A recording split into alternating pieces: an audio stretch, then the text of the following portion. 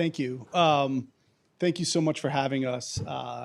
And smaller crowd is going to be a better discussion and a more intimate feel. So thank you. My name's Mounir Ibrahim, and in my day job, I'm with a technology company called Trupic, and we work on image authenticity and transparency.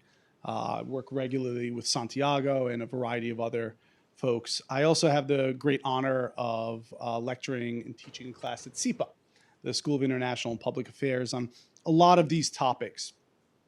And what we're going to discuss today, images and trust, particularly in digital content, I would argue is central not just to media and journalism, it is central to every aspect of our lives. We have digitized our entire existence, whether it is your personal life, think about what you're buying, who you're dating, what house you're renting on Airbnb. You are looking at an image and you are making a decision. Our democracies and our societies, we vote, we make decisions every day on what we should trust and not trust based on what we see and hear online, and obviously in the media world as well. Prior to working in the technology world, I was in government, and I was with the U.S. Department of State on the ground in Syria at the time of the civil war, and I saw the direct nexus of user-generated content, images and videos coming from a conflict zone, and the decisions we make every day. So I see everything that these three esteemed panelists do as critical, not just to journalism, it's to our informational ecosystems. So let me have them introduce themselves, because I won't do them justice. So Asia, we'll start with you. Yeah, sure. Good evening, everyone. Sorry for my French accent in advance. Thank you very much for having me. My name is Asia Balluffier. I'm a journalist at Le Monde. Okay, yeah, sorry. I've been doing visual investigations for about 5 years. So what we do is we use images to, not only images actually, but a lot of images. It could be user-generated content, but it could be satellite imagery as well, to obtain information about any important events that is going on in the world. So it can be the Russian military buildup, for instance. It can be police violence in demonstrations. It can be state crimes against people in Myanmar, or in the Sahelian region in Africa, or in the Mediterranean Sea, against migrants' boats which are sinking, and we want to know what has happened. So yeah, that's what we do, and we spend a lot of time also using those images, but first verifying them, and that can be very time-consuming, and it can be a pain as well sometimes, because that means we have to geolocate them, so know where they have been taken, to chronolocate them, know when they have been taken, who filmed them, and get as much information as we can about the context in which they were filmed. So yeah, I think that sums up quite a bit what we do. Thank you so much. Pooja, please. I'm Pooja. I work with Bellingcat, where I'm in two teams. I report on human rights, and I also report on extremism. I think I've been in Bellingcat for just like about 8 months. Prior to that, I was working in India at a fact-checking organization called Alt News. I was there for about 4 years and some change. I reported on disinformation, hate speech, extremism as well. And I'm in the US because I did the data journalism course at Columbia, and after that, which I graduated last year, and after that, I've been working at Bellingcat, and right now, with what's going on in Gaza, we're focusing a lot in what's happening on the ground. And we use a lot of satellite imagery and user-generated content to corroborate instances of violence and just the humanitarian crisis in Gaza. Apart from that, I'm also, of course, so many areas in the world. And when you work at an organization that does not have geographical constraints, like you're looking at, everywhere. But depending on which part of the world you're looking at, what kind of access you have to data, that differs. With Gaza right now, there is a lot of satellite imagery. We do have access to high resolution images, which if you're trying to research on conflicts in other parts of the world that are not reported as much, as journalists or researchers, we do run into trouble when you don't see, when you can't see, the aerial images. They are either not captured or they are not captured as well. For instance, there's conflict going on in Myanmar as well, and I'm trying to research on that, but there is so little imagery available. You can rely on Google Earth, but it's outdated, because images on Google Earth are not as frequent, or they're not updated as soon as, say, something like Planet or Maxar would. But we can I can elaborate on that later. But yeah, thank you. Thank you. And Santiago, please bring us home. Yeah, hi everybody. Good to be here. So my name is Santiago Lyon. I head up advocacy and education on something called the Content Authenticity Initiative, which is an initiative of almost 3,000 members led by Adobe, the software company, tasked with helping to implement a global standard to establish the provenance of digital files. Where do digital files come from? How are they manipulated, if they are, along their journey through the editing process, and then sharing some or all of that information with the viewer so that they can make a better informed decision about what it is they're looking at. My background is in journalism. I guess I'm what you would call a journalism brat. My father was a journalist. I grew up in journalism, and I worked for 20 years in the field as a photojournalist.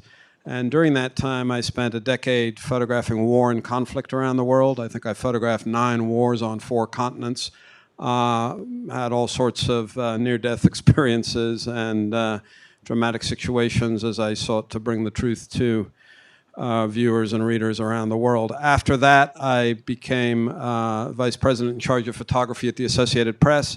So I was overseeing a team of about 1,000 photographers around the world, putting out about 1 million pictures a year, essentially telling the world's story in photographs every day. And for the last 3 years, I've been working on this Content Authenticity Initiative, which in many ways is a logical extension of my life's work in journalism, albeit viewed through the perspective of technology solutions. Amazing. So we have 2 experts here who really investigate and look at the images that are put out there every day to try and come to ground truths. And we have another expert who spent his career capturing those images and ensuring fact-based information is relayed. So these are the perfect 3 people to have this discussion today. So if it's possible, I'm going to ask you all, if we go down the line, what are the top 3 things? It doesn't even have to be 3. Your top messages with this general idea of truth and trust in images and videos and how it relates to, could be journalism, our world, our society. What are the top 2 or 3 things you would want the audience to really consider? And then we can jump into deeper questions. So Santi, let's start with you. Sure. So it's 2024, right? We do everything digitally, pretty much. And yet there is no secure empirical evidence about the origins of anything that we consume online. If we dig and do the sort of investigative work that my colleagues do here, we might be able to find stuff, we might be able to triangulate information, we might be able to create a forensic analysis to determine whether something is true or not, but that's a lot of work. It's labor intensive. For the vast majority of people, they base their news or general digital consumption habits on bias, hearsay, trust, rumor, habit. But when you ask them, how do you know what that is? They don't, and nobody does. And that's kind of shocking. And when you consider that the big disruptor of late has been the advent of artificial intelligence, and particularly generative artificial intelligence, which allows images and videos to be created from nothing with a few mouse clicks or a few keyboard strokes, it's become the big disruptor because now potentially everything is untrustworthy or fake or digitally created out of nothing. And so if that possibility exists, all of a sudden this notion of having a deeper understanding of what it is we're looking at, which always existed, is more important than ever. So that's the first thing that I think about in this general field. And it's sort of astonishing to me that here we are, and yet we have this yawning gap around empirical evidence, easily accessible evidence around what it is we're looking at. The other thing I think that's important to note is that while I'm working for a technology company focused on technological solutions to help bring transparency to consumers of digital content wherever they are, whether it's news, entertainment, commerce, advertising, we don't look at that in isolation. In other words, technological solutions are only part of the solution. We very much think that they go hand in glove with education, and by education I mean media literacy, general public awareness of the notions of provenance and transparency, and then consumer education around how to educate people when they come across provenance technology, and of course classroom media literacy education. And then the other key pillar of this is the notion of policy and legislation, because what we're seeing directionally around the world is that laws and guidelines are being put into place that will likely mandate some level of transparency around the use of AI, which is to say, if you're going to use AI, you have to disclose it. And so we really think about these things as a sort of a trifecta of provenance, policy, and education. And each of those areas has its own 3 bullet points that we can talk about a little bit later if there's time. And then on the edge of all of this is the area of detection. The ability to detect manipulated images exists, but it has a couple of problems. It's not scalable, really, in the sense that currently it takes a little bit too long to run images through detection software. It's also not particularly accurate. The accuracy often depends on the file size that's being analyzed or the complexity of the image that's being analyzed. And the third downside to detection is that it's invariably an arms race with bad actors trying to stay one step ahead of the latest detection software. So while detection certainly can be done and is useful on an ad hoc basis and will be helped by provenance technology and media literacy and to some degree policy, it remains a partial solution. But we think that the more robust solutions lie around provenance, policy, and education. Amazing. It's great to hear the kind of technical views that a technology company and the initiatives there. Pooja, you do a lot of work. It would also be helpful too, maybe one sentence. I don't know if all the audience knows what Bellingcat does, but your work with Bellingcat, what are the top 1 or 2 or 3 things you want the audience to know? Briefly about Bellingcat, it's an open source investigative platform. It's based in Netherlands, but people work from everywhere in the world. Well, not the whole world, but we are spread out. We have, I think, about I want to say 7 to 8 people in the US now who work for Bellingcat. But most of the staff is based in different parts of Europe. And we do a lot of reporting on human rights in conflict areas, disasters as well. We recently did a story on the flooding in Russia and Kazakhstan. So yeah, it's anything that can be researched from an open source level. Bellingcat researches on it, which includes organized crime, environment, extremism, disinformation, so lots of things. It just has to be accessible to people as readers and we as journalists reporting on it. Top things. I think when I do open source research, the more I do it, the more I realize how important it is to corroborate things on the ground.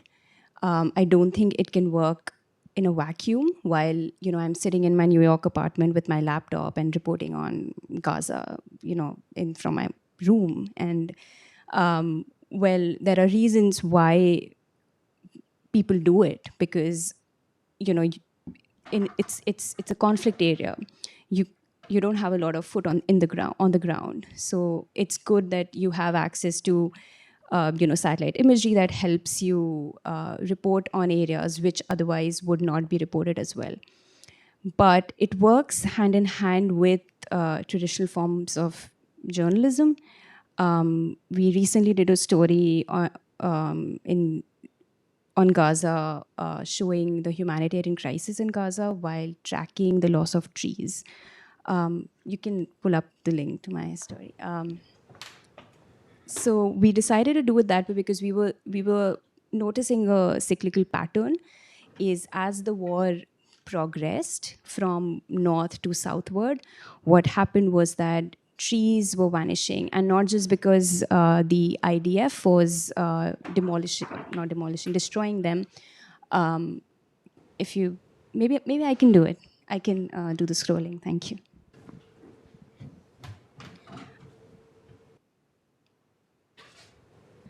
I'm not sure how well you'll be able to tell from these images, but what we noticed was that as the war progressed from north to southward, obviously, the idea for destroying fields and orchards, and you could see the loss of vegetation. But there was another thing that we noticed was that there were a lot of trees in, say, graveyards, or lots of trees in, say, a park or something. And they were also vanishing, disappearing in satellite images, and while the area wasn't destroyed. So a reason why that was happening is that people were chopping down trees themselves, the people internally displaced in Gaza, for fuel wood, for firewood, for survival. And the way these trees were being chopped, you could see how the violence is being progressed. So, and not just for firewood, they would also chop down the trees to clear areas to build shelters. So this is, like, you can see how you would have to really closely look, because a lot of structures have also been removed, but there is vegetation in between them, and the trees have been removed. So this is something that this was by IDF. This is not an example of civilians doing it. But if you notice here, this is a cemetery. You see areas around it is not damaged, but if you see the trees in the cemetery, they are gone.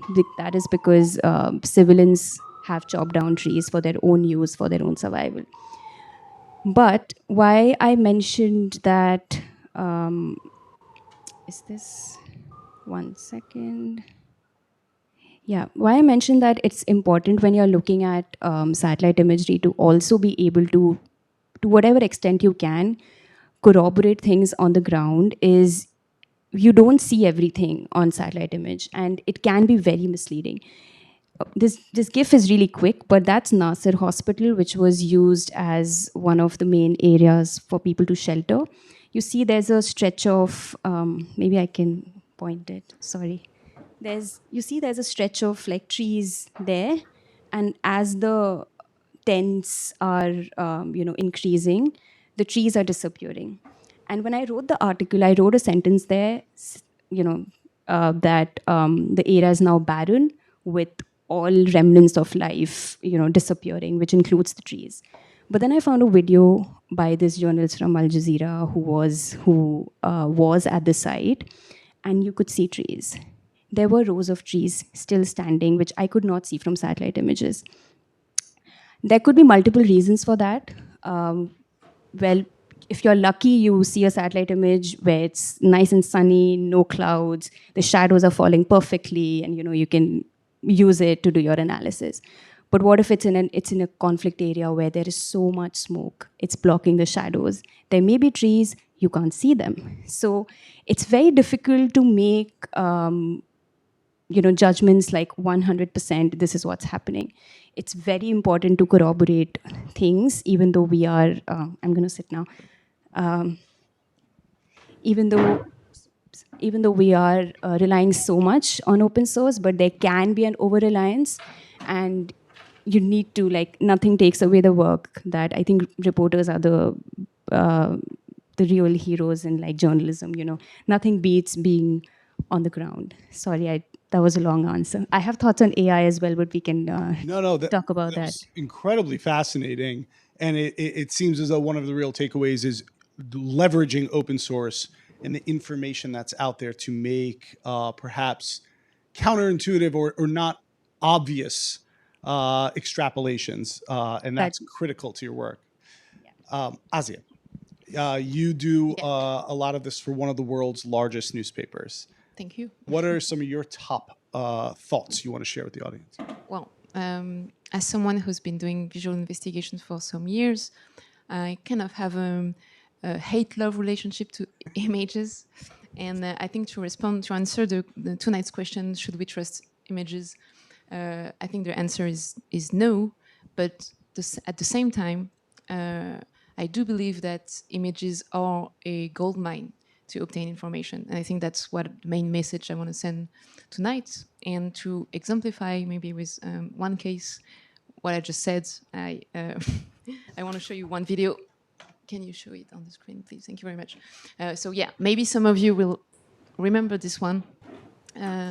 Because I think, as always, that the New York Times, the Washington Post, and other outlets in the US did really good reporting about what happened that night. So it's 10 days after October 7 attack.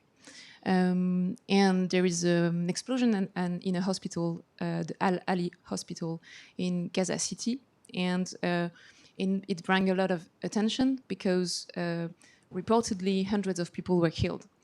And nowadays we know that it was less than that. But at the time, it made the headlines. And as all the time, Israel and the Hamas both blame each other for it, so we didn't know what was the cause of the explosion.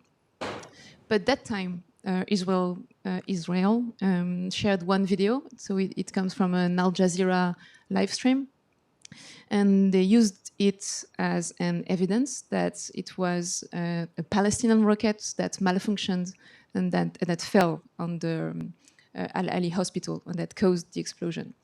And this video is really convincing, and I remember telling myself, well, there's this explosion in the sky, and about 7 seconds later, there's another explosion, a big one on the ground in a building, and then you won't see it, I think, but then it zooms in, and just you see, it's not working. Can you go on the next slide, please? And then you see the buildings of the hospital on the left, and you can the visual clues in it can help you comparing it to satellite imagery, and you can confirm it's the hospital. So I was like, this is the hospital, and 7 seconds before that, there's an explosion in the sky. It cannot just be a coincidence. Well, it turns out it is a coincidence, and it turns out it is not a Palestinian rocket, but it is an Israeli rocket. And the way we were able to find out was that a member of the OSINT community online found different footage. You can show the next slide. So it's a CCTV footage. It was taken up north in the city of Ashdod in Israel, and it's filming towards Gaza City. And it actually shows that night the scene and the same moment. And it actually shows the same rocket exploding in the air, and then the rocket exploding on the ground, and the hospital explosion. And it also shows the moment the rocket takes off. And can you show the next slide? And so it's stealthy, but if you check inside the red circle, you can see the same rocket exploding in the air. And so now we have those two footage. And without going too much into the details, because they are geolocated and we know where they have been taken, we can triangulate the position of the rocket in the sky. and we can also triangulate the position of the rocket when it took off. And when you do that, you realize, you can show the last slide, that it actually took off in a launch site of the Iron Dome system, because we know where they are, and there is one there. So it's actually a rocket from the Iron Dome system that took off. And it exploded in the air at this position, which is about 7 kilometers away from the hospital. So it could not physically fell in the hospital 7 seconds later. So it was a coincidence. It was not an Israeli rocket, against all appearances, and even if the video was really convincing in that sense.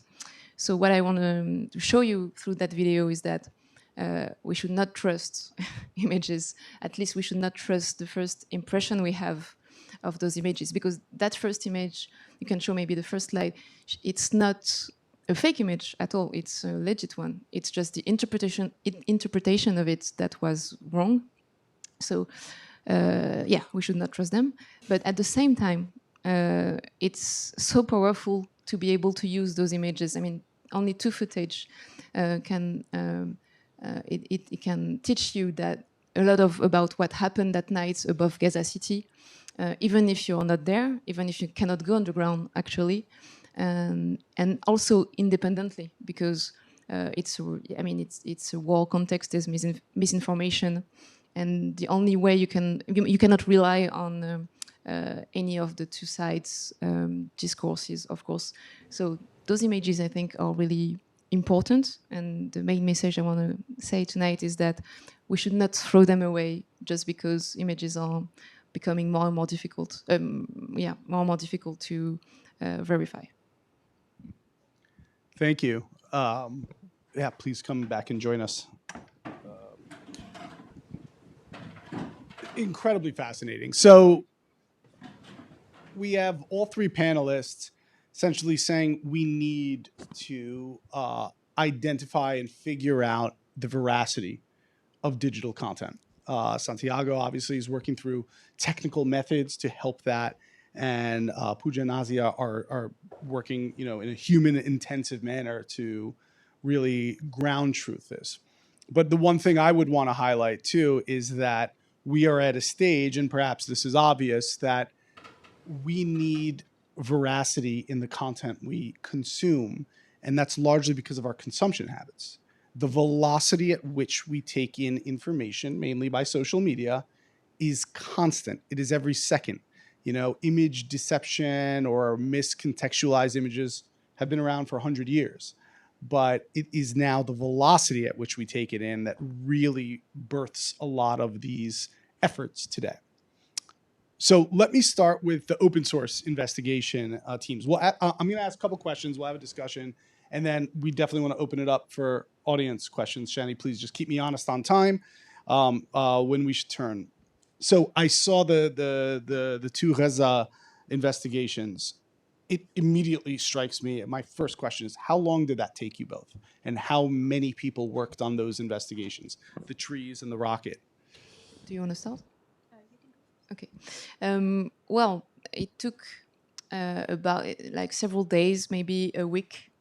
It was quite quick in compared to other investigations, but the reason why is that it was not just us, actually, and that's something quite big in open source investigation, is that there's a lot of collaboration. I mentioned that the CCTV footage was found by an Austrian researcher who published what he found on the internet, and actually people shared Google Docs about what happened that night, about what they found, about their forensic analysis of it, about the triangulations I mentioned. So the thing is, we were able to report about what happened in about a week only because maybe dozens of people outside Le Monde were also searching. I mentioned the New York Times and the Washington Post. They all were doing the same thing as we were doing, which is looking for footage and analyzing it. So about a week. The cheese story, I want to say about 7 to 10 days. It wasn't a long one. Usually stories can take, depending on how difficult it might be, to geolocate or find relevant images. It can take anything from like a couple of hours to like months sometimes. But this one was a quick turnaround. Yeah, it didn't take a lot of time because we weren't like locating anything. We were just looking at patterns, and we already had access to pretty high resolution satellite images on planet. So yeah. Still, but 7 days, 10 days with multiple people around the world working on something, that strikes me as very labor intensive. But so while it might be slower or more labor intensive, on the positive, it's crowdsourced, and not one company or entity or government is controlling that narrative. Now, Santiago, let's assume the images, the CCTV footage, the smartphones that were capturing this footage had provenance technology, had watermarks, had some sort of technical tools embedded in them. Do you think that would aid this type of work? Would it speed up that process? But also, what would be some of the challenges? And I would also say maybe the audience isn't too familiar with how a provenance signal or a watermark might work. If you could give 5 Sure. seconds. Well, why don't we start there? So when we talk about provenance, we, it's a term that some of you are familiar with, maybe from the art world, right? What's the provenance of that painting? Who owned it before? Where did it come from? And in this context, when we talk about provenance, we're talking about the origins of digital files. Where do they come from? How are they created? Who created them, perhaps? How they might have been changed along their journey from creation through editing and onto publication, and then sharing some or all of that information with the viewer. So in order to get there, we divide the work up into 3 main areas. We start with the area of capture or creation. And there we're working with the hardware manufacturers of cameras and smartphones, to integrate this technology into their devices at production, meaning that when you go and buy one of these devices, which you can already do on a small scale, it comes out of the box with what we call secure capture technology already on it.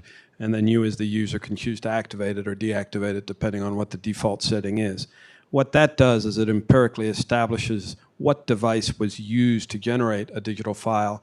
And then in addition, it secures all of the very valuable metadata fields, which is information adjacent or in the file that tells you things like the technical settings of the camera, or the time, the date, the location, perhaps the identity of the owner if the device is registered.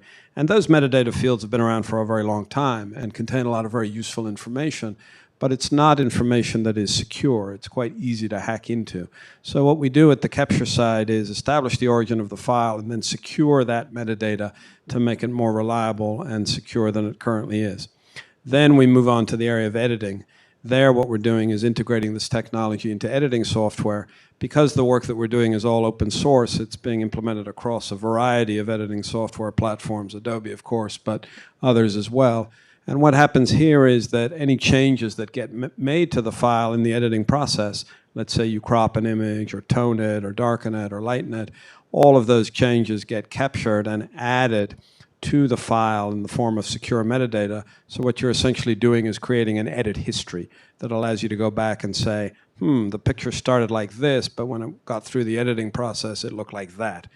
And then the third and arguably most important aspect of this is around publishing. And that involves publishers leaving this metadata intact and sharing it with the viewer through a universal interface, an interactive interface, so that the viewer can see a label in the form of an icon that represents that the file has additional information, and then they can interact with that icon and get some more information about some of the things that might have happened to the file or where they came from. And that's the hardest part right now to crack, because the what's called the content management system environment, these are the companies that ensure that imagery and other content gets published on websites. So companies like WordPress or Cloudinary or Arc, companies like that. That landscape is really fractured. It hasn't consolidated in the way that other parts of the digital ecosystem have. So you have multiple players out there all offering different versions of basically the same type of technology to facilitate the publication.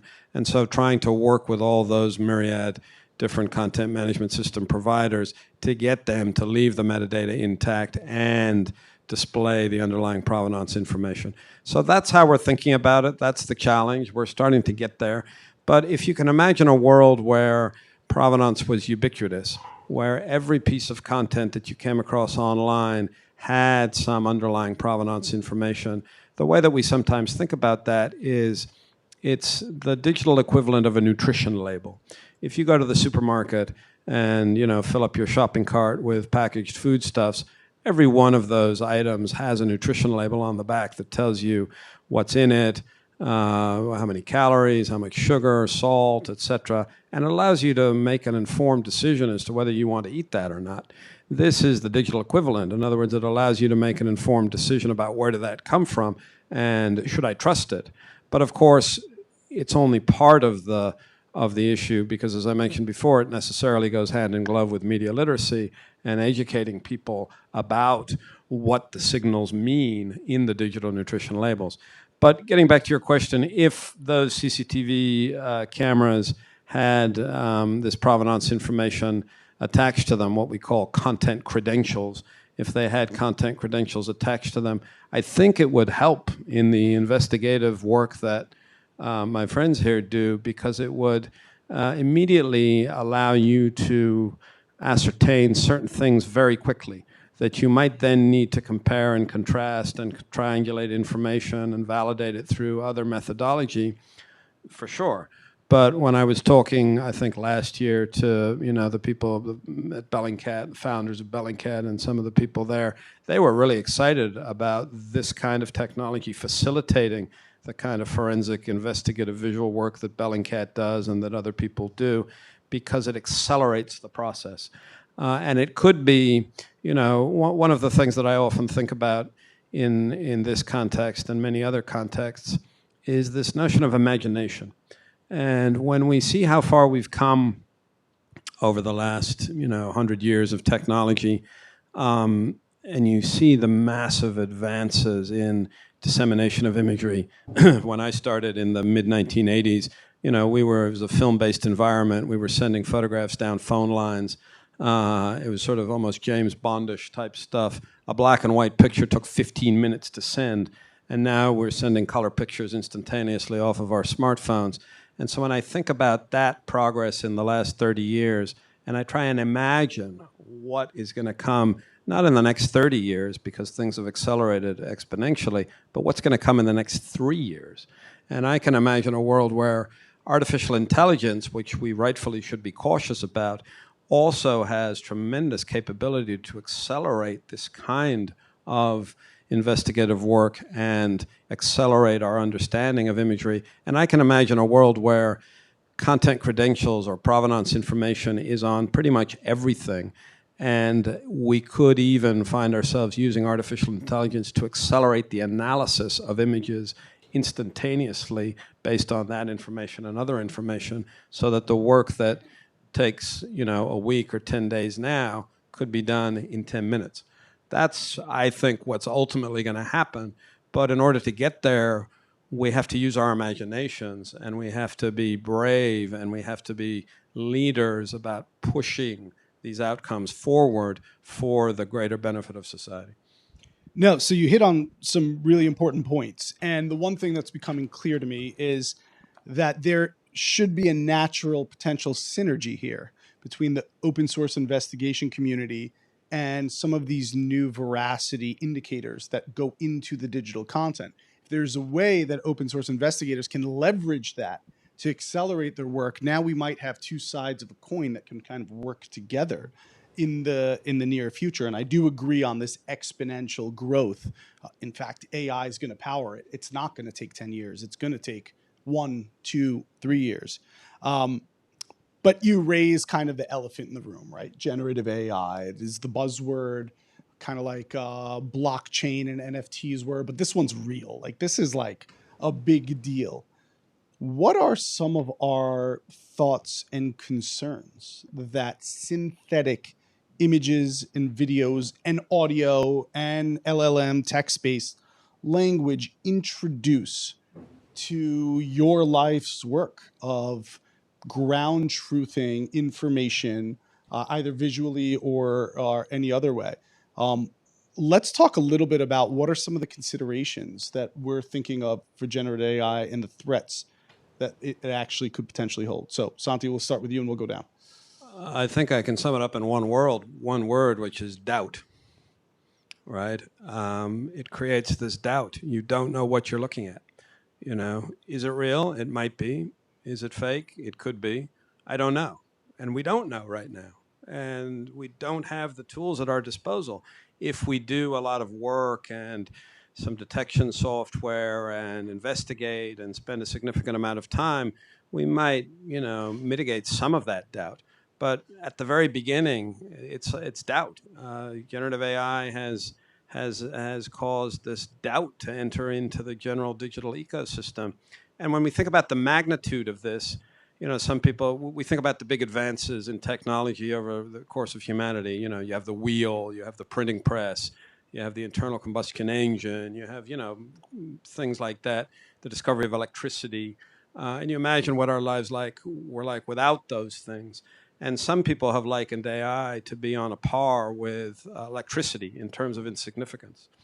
And that can have positive things, but it can also have negative things.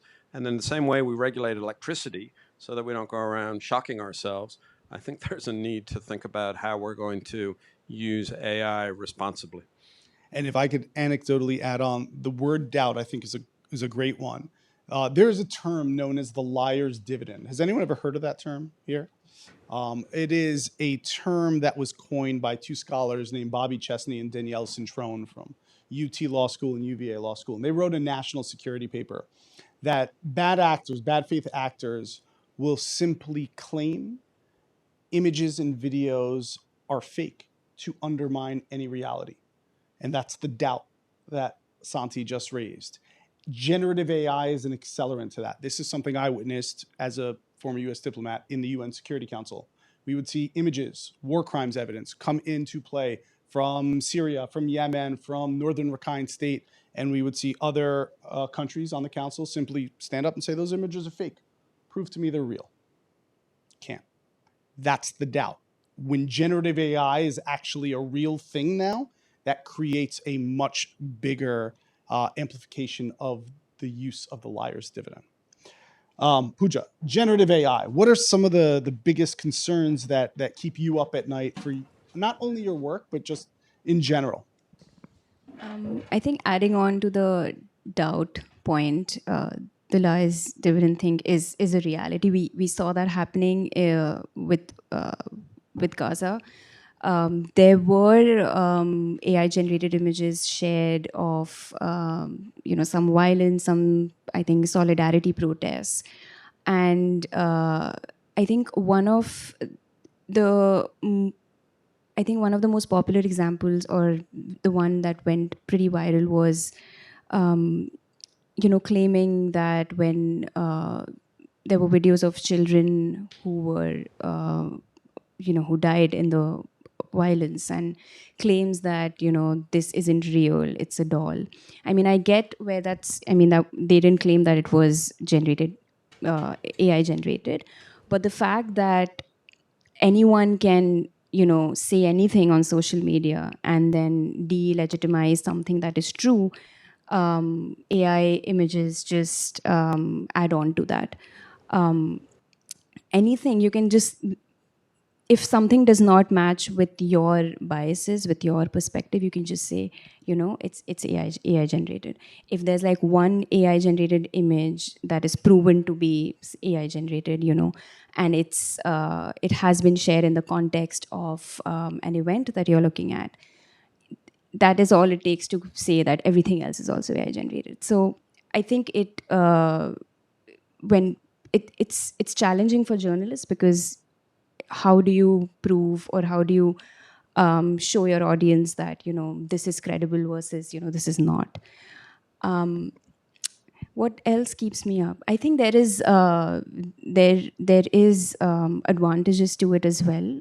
I can see with images, for sure, it creates doubt. There is it makes social media even more noisy than it already is. But I think there is a lot of things that you can do with LLM models.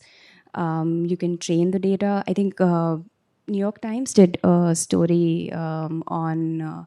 I think they identified craters and they taught the AI model to look at craters. And they did a big piece on. They have their methodology as well on how they train the model on how a crater should look like.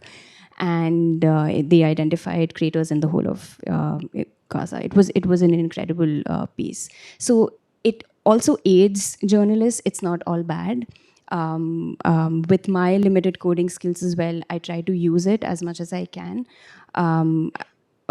Especially with social media, like if you're trying to, I report on extremism as well. So extremist music is something that fascinates me, and I'm trying to think that are there ways to report on it where you can say train the data, train the model, say these are the words that you should look for, and which would tell you that this is hate speech, and then can you expand on it with me not having to listen to weird, far right, extremist punk stuff.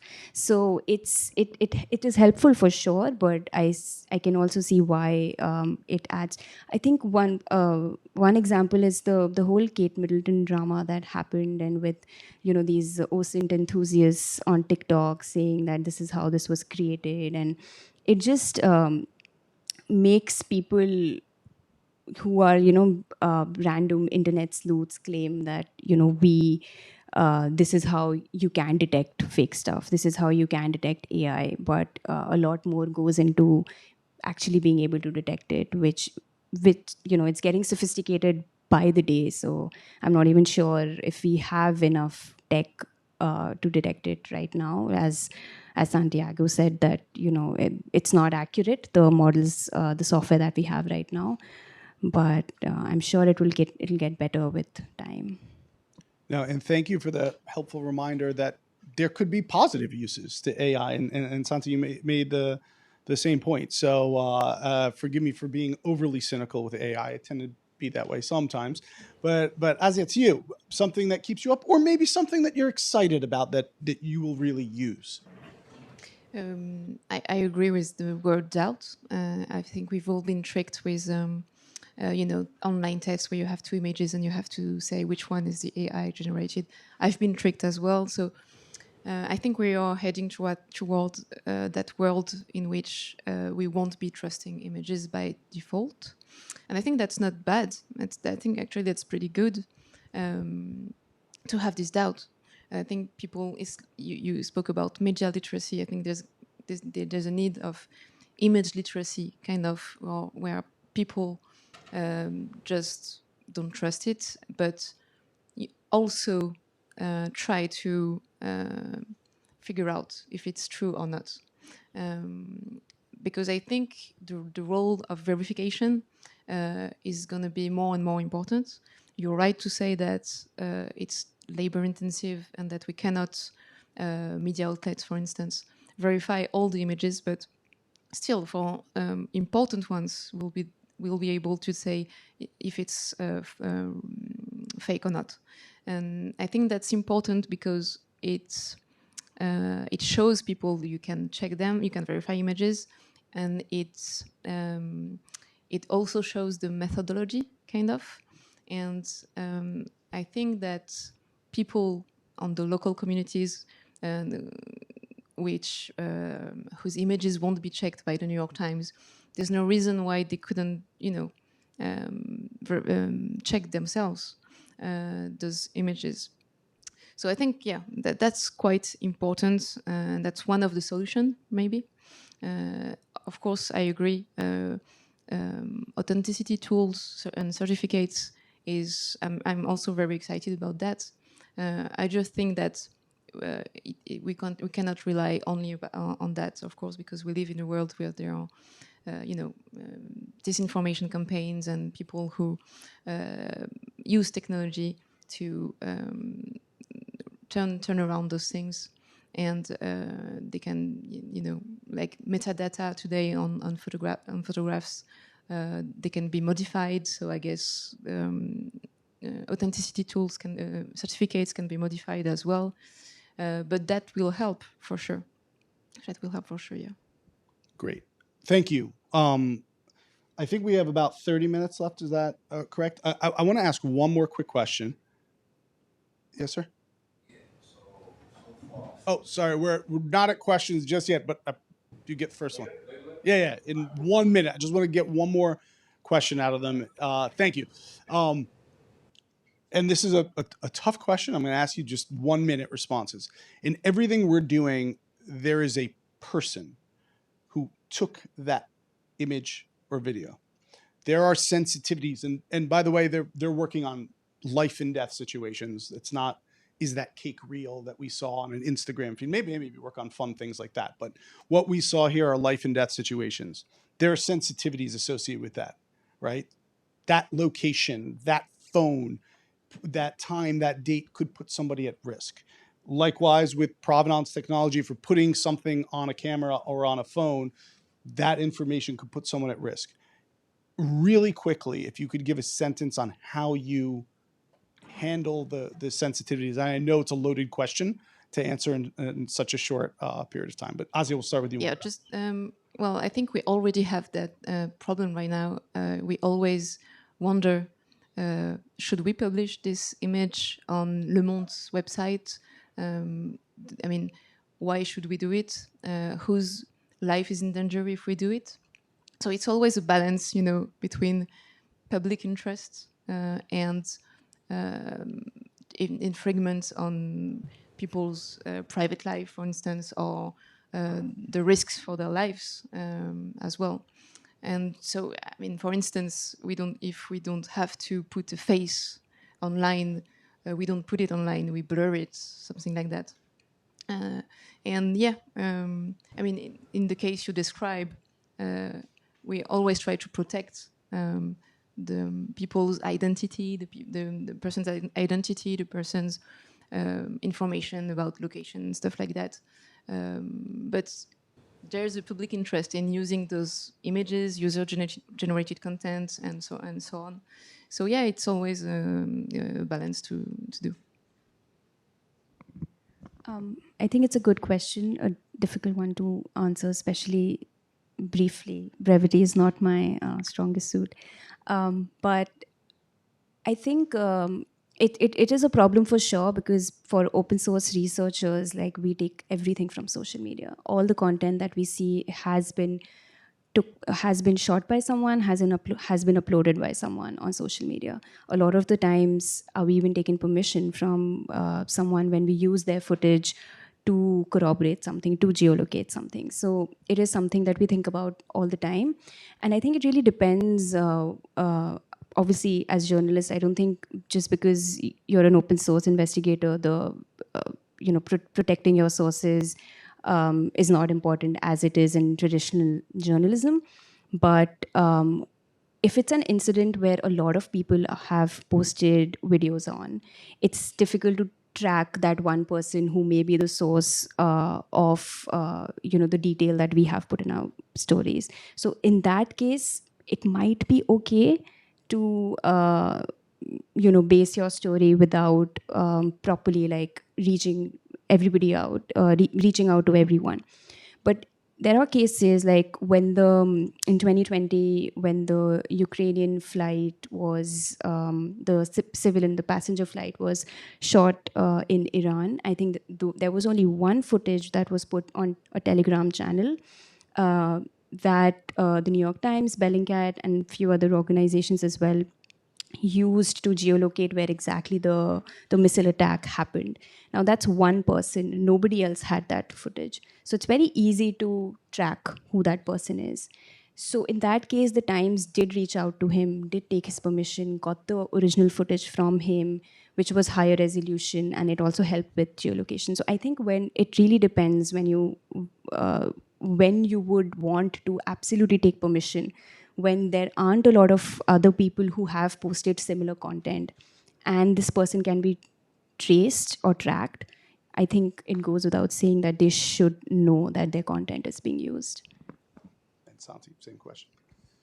I think it has a lot to do with choice, offering people the opportunity to opt in or opt out of these technologies, offering them the opportunity to calibrate how much or how little information they want to share, and doing it in a way that makes it accessible. But then it also comes back to the education aspect of this. You know, there's this whole notion around consent. If I asked you, would you consent for me to use a picture of yours for my purposes in journalism, let's say, you might have a good understanding of what that consent involved because you're familiar with the way social media works, et cetera. If I ask somebody in a remote rural area of the global south, do I have your consent to use this image for a media purpose or for a human rights purpose?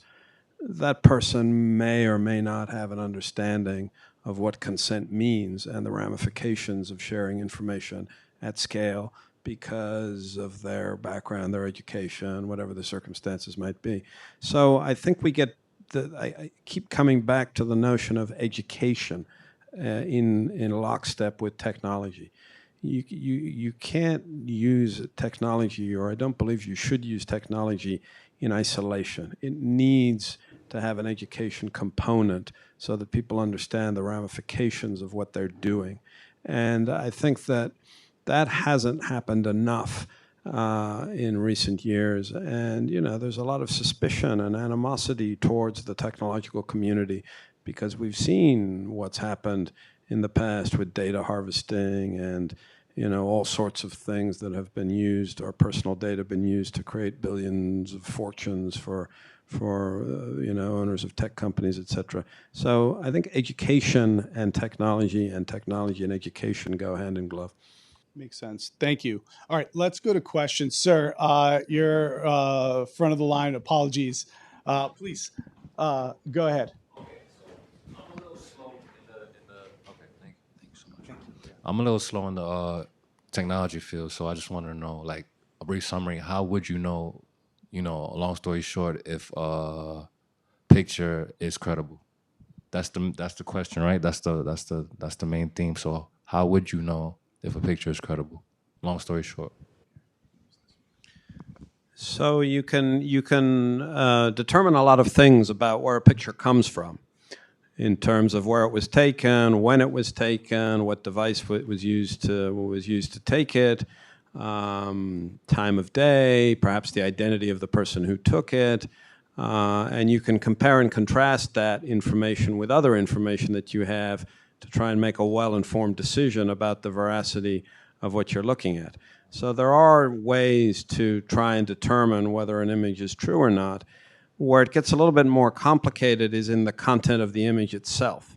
In other words, if somebody asks somebody to do something that they weren't doing before for the sake of a photograph, it could be that the photograph is real, and you can prove that the photograph is real, but it's a lot harder to prove that the content of the photograph is real in terms of what's happening in the picture, right?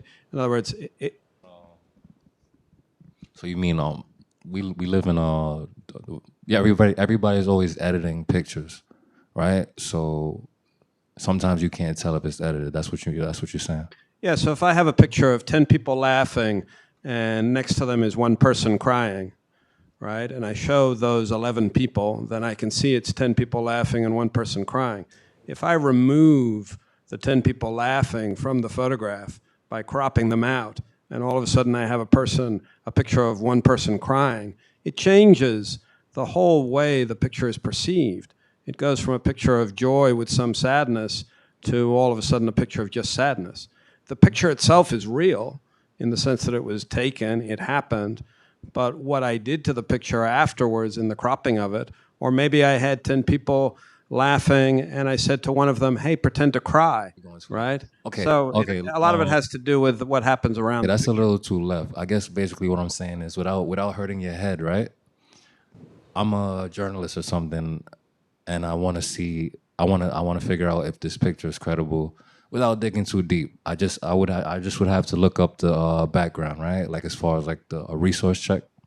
eventually you'll have the ability to do that. Right now it's hard because there is very little underlying information. If you dig deep enough, you can find something, perhaps, but it's not accessible. So you pretty much just have to go with your wit. It helps if you compare and Instinct. contrast and do some due diligence. But yeah, my kids come to me or have come to me in the past, and they see stuff on the internet and say, "Dad, is that real?" And I say, "I don't think so." And they say, well, how do you know? And I said, well, because I have some experience in life, and I can tell maybe that probably didn't happen. But there's that aspect of it as well. Okay. So it's just pretty much living life and using your instinct. For now. For now. Okay. I'm gonna add something to that. When you're saying that when you see an image, are you seeing it on social media, or you're just saying? Yeah, social media. Okay, I think so. If you're looking at something on social media, I think there are ways to at least do a very preliminary check on whether this could be credible or not.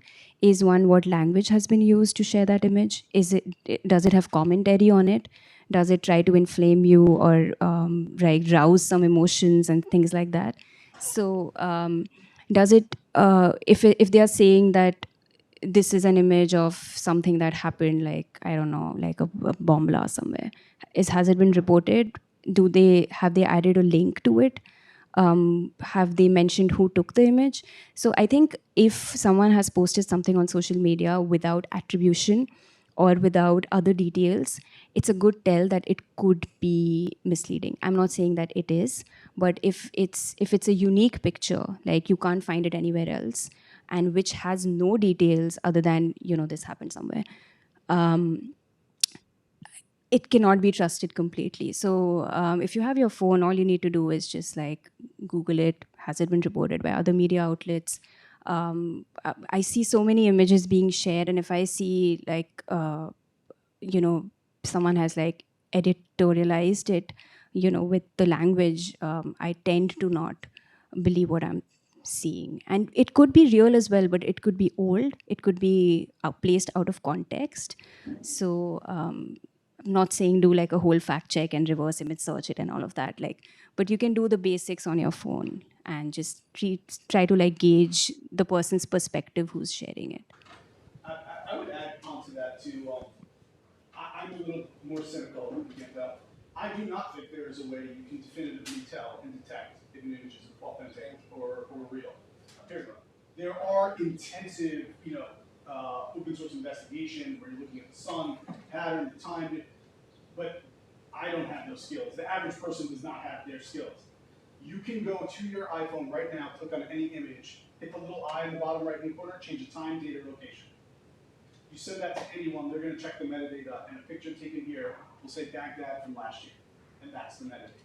There's no way to detect that. That's the way I see it. Other questions? Hi, my name is Oscar. I'm a freelance journalist here in the city. Pooja, you mentioned in your introduction, you talked about satellite imagery and the high quality, difference between high quality and low quality. As a freelancer who's done a little bit of OSINT, I find that the satellite imagery that is readily available is often not great quality, like Google Maps, Google Earth. And the high quality ones are often very expensive. How are there resources for freelancers who don't have the financial means of purchasing these that big publications do? And if not, what are the options for going about an investigation that would perhaps require that kind of research? Well, unfortunately, things like Maxar and Planet also, we regard them as open source, even though, depends on how much money you have. But okay, I know that Planet has a student research account. So if you're enrolled in a university, you can get access to, I don't think they still give the high res stuff, but they give low to medium res. One of the ways to do it would be, because it's not that every conflict that we report on, we have images on Planet. We don't. So sometimes you and I would be in the exact same boat, right? I gave the example of Myanmar, and how I'm doing it is, okay, there are reports that a village was burned by the military on April 13th, right? I don't know the village, I don't speak Burmese, and without going into too much details, it's a very difficult language, changes with dialect, the spellings as well, both in Burmese and in English. So it's very difficult to pinpoint where exactly the village would be. So one of the ways to do it would be go to NASA firms, see if there has been any fire. NASA firms, you can track fire in NASA firms. So what I'm doing is that I'm going on April 13th, right? I'm going to the area where the reports have said this incident could have taken place. I know the township, I don't know the village, and I see which villages on April 13th were, there was fire in those villages. And then I reach closer to what I'm getting at. So it's not that we are always working with high resolution images. Most of the times, especially for geolocations, we are relying on Google Earth. Because Google Earth it's pretty great. I mean, it's outdated, but it's pretty great. So I don't have a better answer than that. Like, I mean, we don't have access to everything. Like, even at Bellingcat, we don't have access to Maxar, which the New York Times does. They have more money. But yeah, if you're a student, you can get the Planet student account. But I think Google Earth is pretty cool.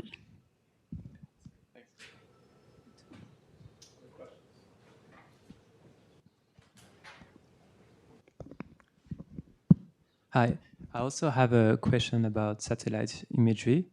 How far back in time can we have satellite image?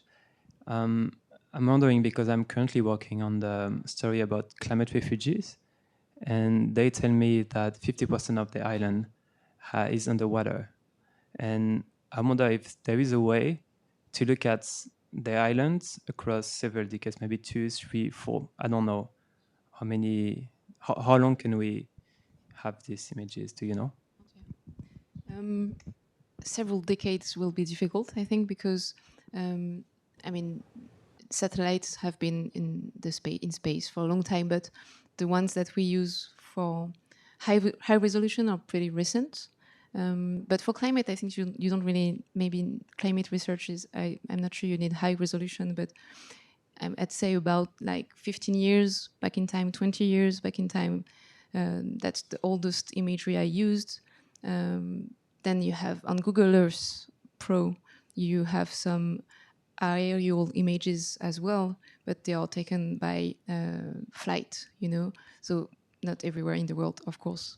But the easiest way to find out is to go on Google Earth, download the app, it's free, and you have a tool when you can go in the past and go at your location and see what's available there. Yeah. No, I was going to say the same thing, that you can look at historical images on Google Earth Pro, so the desktop version and not the web version of Google Maps. I have a question for Santiago. You talked about this idea of having a sort of nutritional label on all images, but I think you said, if I understood you correctly, it would be something that would be a default, but you could opt out of it. So then that means that some images would have this, but not all of them. So how do you think about that question? And another question is, how do you balance the desire to be able to figure out where images come from with notions of privacy and safety? An image could circulate of a child, and someone could find out exactly where that was taken, and so it raises problems for children's safety. Someone could be taking a picture of someone doing something illegal, like poaching an animal, or I don't know, selling drugs in a drug cartel, and then that person could be exposed to people to whom they might be in danger. So how do you balance those two questions of opting in and opting out, which means it wouldn't be universal, and questions of privacy and safety? When we try and sort of define success in the area of provenance, it really comes down to this notion of ubiquity, where if everything has a nutrition label, the stuff that doesn't have nutrition labels gets a second look. So if you want to take the supermarket analogy again, I've got 5 cans of beans, 4 of them have a nutrition label and the 5th one doesn't. Am I going to eat the 5th one if I don't know what's in it? Or if the others are somehow prioritized by social media platforms, so you create a dynamic where people want to have content credentials on their content because it's a sign that they care about the authenticity, and there may be some benefits to content that has authenticity as opposed to content which doesn't. So we really think about ubiquity in a world where the norm will be that everything has a digital nutrition label. And there may be good reasons why other content doesn't, but the trend would be that it does, in the same way that we put seatbelts on when we get into a car or things of that nature. In terms of the security and safety concerns, yeah, absolutely. You know, if I'm a war photographer, I don't want to put my GPS location onto my pictures because it's going to make me a target. And we've seen fatalities in those areas over the years. Or if I'm a human rights defender, I don't want my identity inextricably associated with a damning piece of evidence against a dictator in a repressive regime, because I'll, you know, be jailed or tortured or executed or worse. So again, it comes down to this notion of allowing people to choose how much information they're comfortable sharing and what they would prefer not to share. And the way that we think about that is having a sort of web-based platforms where people can set the preferences on their devices or on their publishing mechanisms and say, I choose to share these 3 things, but not those other 2 things. And if there's an exception where I feel compelled to share something, I can go in and alter that the same way that you can change preferences on your smartphone to that nature. But definitely the security and safety and privacy concerns are real. And that's one of the reasons why metadata, for example, sometimes gets stripped off.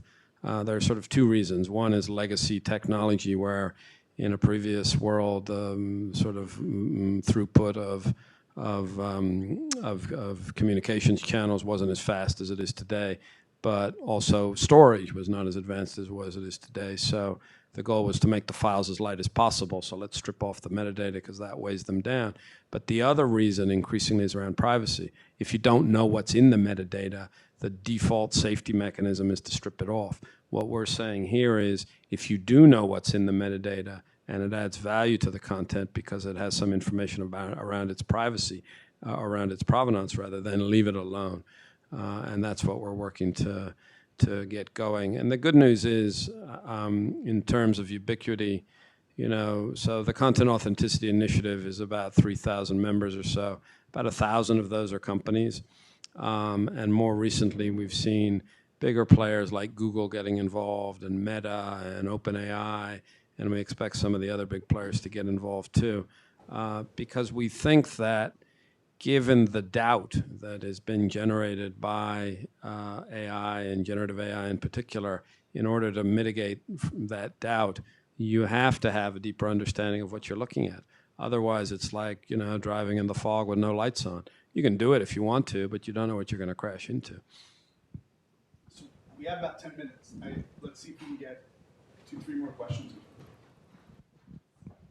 Hi, I wanted to ask, what are the tools that you use in your work process and you would recommend for verifying images? The ones that are accessible for most of the people.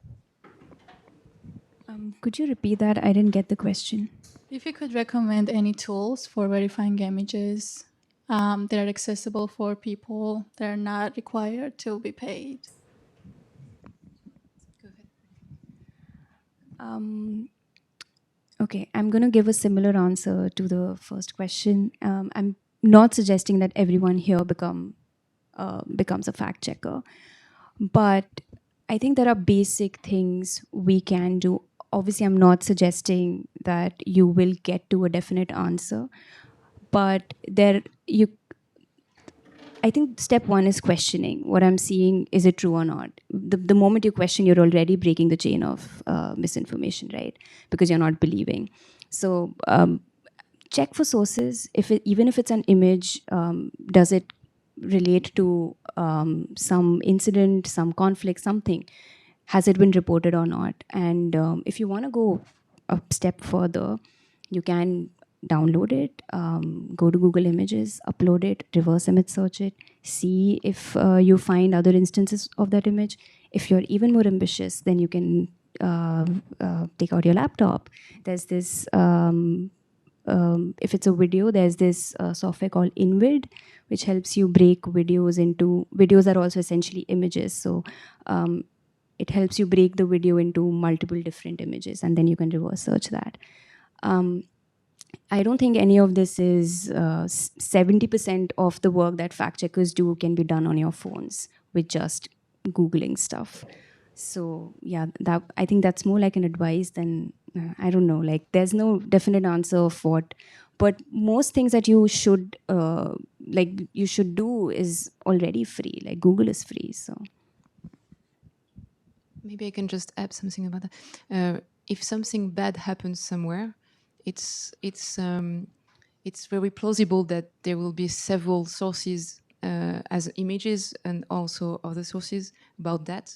So, for instance, so when I see an image on social media, and it's the only one reporting about an event, I think that's pretty. I mean, it's not very plausible that it's a true one. But for instance, there was a terrorist attack in Moscow at the concert hall, you know, and very, very quickly there were maybe dozens of videos reporting on that. So that makes those images more credible to me very quickly. Hello, this is for all four of you on the panel. Education, just looking into the future a little bit, with things changing so rapidly, what would a journalism student or even any student, what do you think are some of the critical skills that are needed going forward? Okay, I'm going to take that first because I was a journalism student until like 7-8 months ago. One of my professors is in the audience. I don't know if you remember me. I was one of the quiet ones in the history class. But what can we do? Tech is everywhere. And I did the data program. I'm not good in computers. I did not take it in high school. I dropped it after 8th grade. But I've been doing journalism since 2016, and I realized that, you know, I lack skills. So I'm not suggesting that everyone goes and, you know, just takes up a data science or computer course, or like, I don't know, like there's LEAD program in the journalism school which teaches you a 10-month crash course, but I think it's good to have tech skills. So it's good to have tech skills.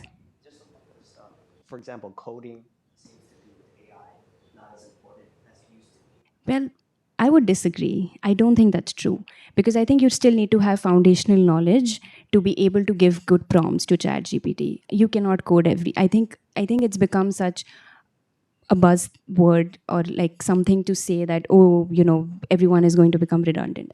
Not yet, I don't know, but you do need to know what you're asking of it.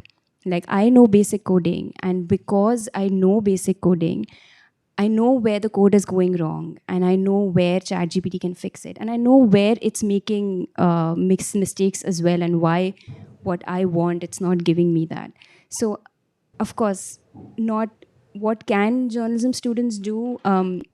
It's good to have some understanding of how you know, AI works, even if you don't have like extreme like tech understanding. Also, not suggesting that everyone goes and gets computer science degrees. I didn't want to either, but it's good to have like some, I don't know, some knowledge. But I think most journalists don't come from like a data background, and they're doing fine, like investigative journalists. And open source research does not require knowledge of coding or AI or any of those stuff. Like, most of the work that I do not use my tech skills at all. So yeah, I'll get into open source research and like forget tech to some extent. I would recommend practicing. I mean, in everything I learned without practicing right after that, I forgot everything. Like I I learned the Python language for 5 days. It's not enough at all, but I forgot everything because I never practiced it. So whatever you choose to learn, you should use it to report about something. Because everything I learned, because I did not learn about open source techniques at school. It's by when I was a journalist at Le Monde that I practiced it on real cases I wanted to report on, and that's how I learned. Yeah. I would say everything. Technology, for sure. Have a rudimentary understanding of how things work. Be curious about technology. It's a big part of our lives. It's not very well understood. It's very complex, but it's worth diving into. But then beyond that, other skill sets like learn how to make pictures, learn how to do video, learn how to do audio, learn how to edit, learn how to write. Become, a master of everything. But then, in particular, once you have a basic understanding of those skills, figure out where you want to specialize. Right? In other words, is there one particular area, whether it's a geography or a subject matter or something that you're really passionate about? Go for it. Like, dig into it. But dig into it not just with passion alone. Dig into it with preparation and passion. And that will serve you well, and you can carve out a niche for yourself, whether it's climate change, whether it's water, whether it's technology, whatever it is. But be prepared, and be prepared to go deep into whatever the topic is that you're most interested and excited about, and that's how you differentiate yourself. Journalism is a crowded field. It's a competitive field, and lots of journalism students ultimately never make a career out of it, either because they get discouraged or they don't have a particular focus or the opportunities aren't there for them. But if you really want to make it happen, you can make it happen. But it requires that level of preparation and focus, in my mind. I'm wondering if there's any concern about Google. I think Google is great. About Google being the first place that we go to as a resource. And the second question is, have there been any instances of, you do an investigation, but perhaps Google isn't, not showing you any results, or where results are getting concealed?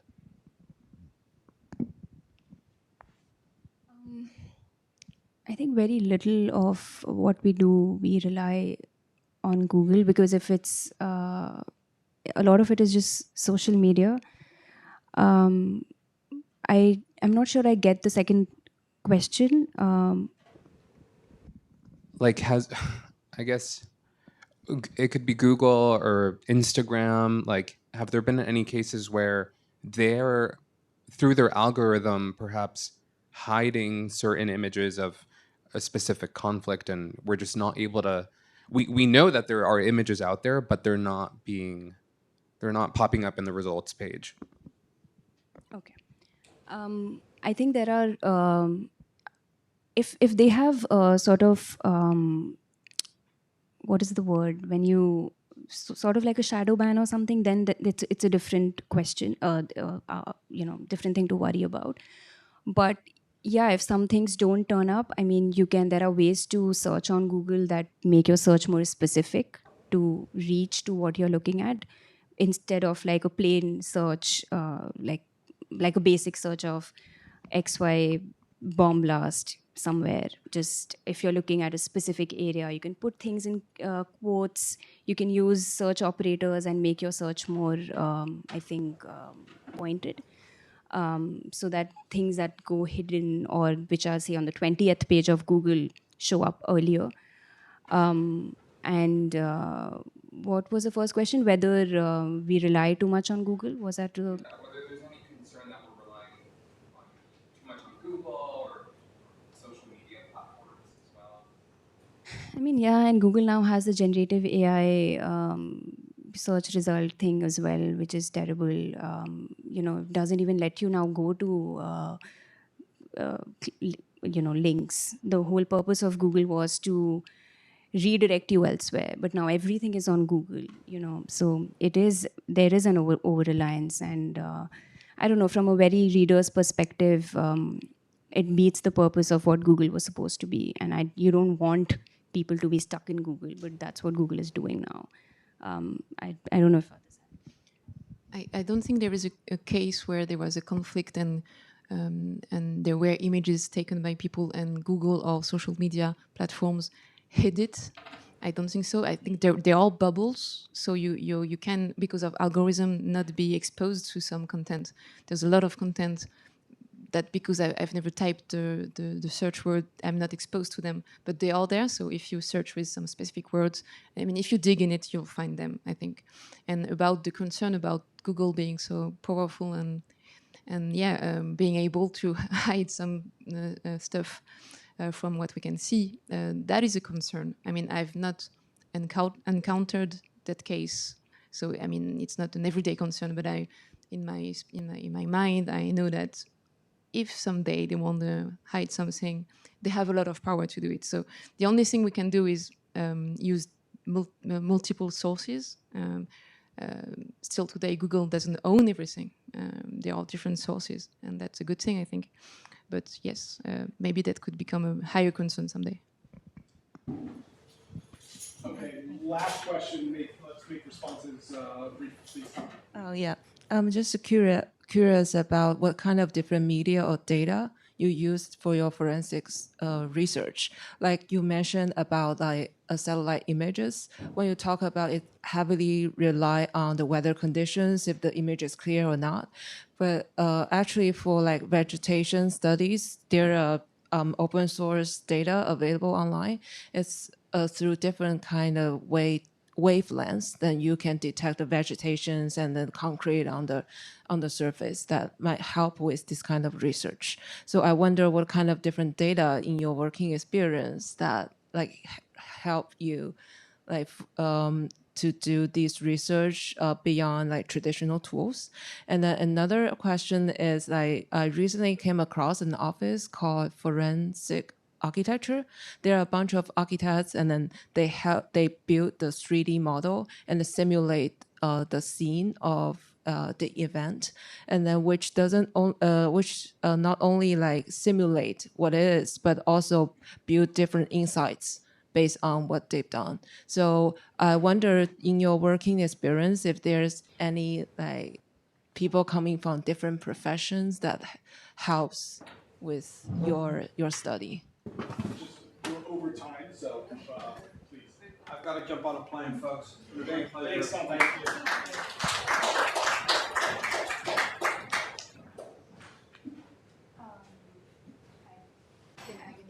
Completely with the yeah. Wait. What did you ask about forensic architecture? What did you ask about forensic architecture? No, I know who they are. What was the question? Oh, what can you? Okay, no, I remember it now. Maybe I can take the second question, and because I've already forgotten the first, So, yeah, maybe you can answer maybe the second question, and afterwards we can dive deeper because I don't want to keep the audience too long. Okay. I'm going to be very brief, but I think a good way to make in journalism is not to do journalism. But what I mean by that is if you have a degree in, say, geography or something, because there's so much maps and satellites, right?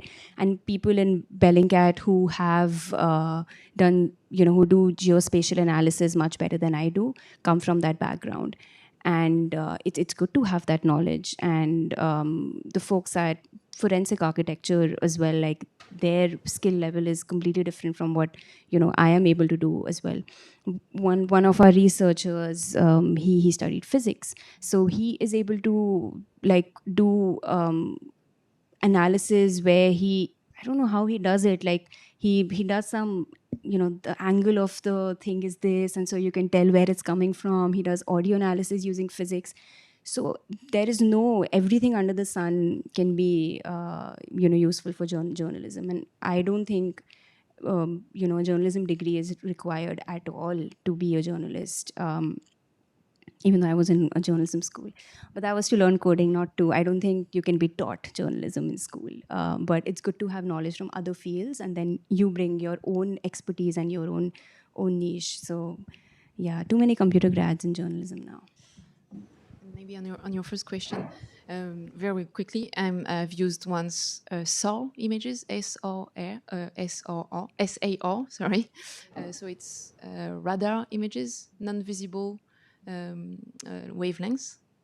It allows you to detect changes, and it's really broad. It doesn't allow you to detect small changes, but if a building collapses or if a big truck moves, for the Russian build-up investigation we did, actually we used that, and it's free. It's on Sentinel.